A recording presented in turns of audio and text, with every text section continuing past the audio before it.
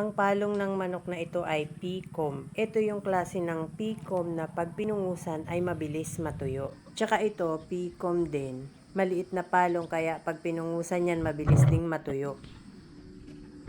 Ito naman yung Pecom na nakatayo ang palong.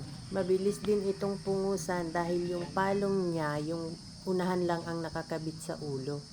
Yung likod na part ay hindi nakakabit kaya mabilis din itong matuyo pag pinungusan.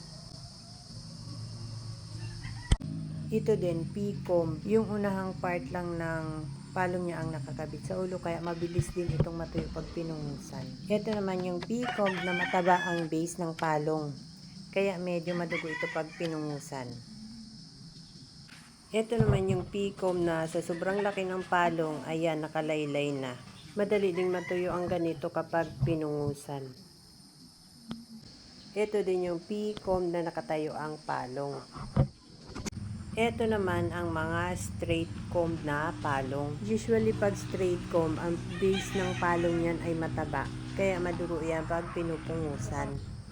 Kaya ang ginagawa namin, the day bago magpungos ay dinijeta namin ang manok sa tubig. Tapos bago pungusan ang manok, dapat hindi pinapainom ng tubig. At pag halimbawa naman talagang hindi maampat ang dugo ng manok, ang ginagawa ko ay pinapainom ko ng tranexamic acid.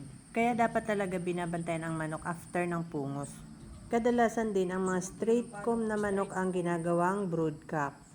Pang-akit nila ang palong sa mga inahin para lumapit sa kanila at magpababa. Kaya kung mapapansin nyo, lahat ng broodcock ay talagang may palong.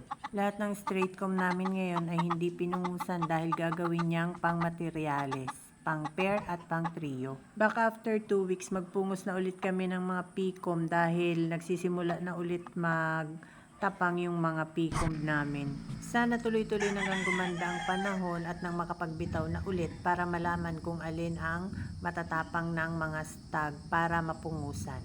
That's all mga kanokis. Thank you so much for watching. Follow for more. Bye!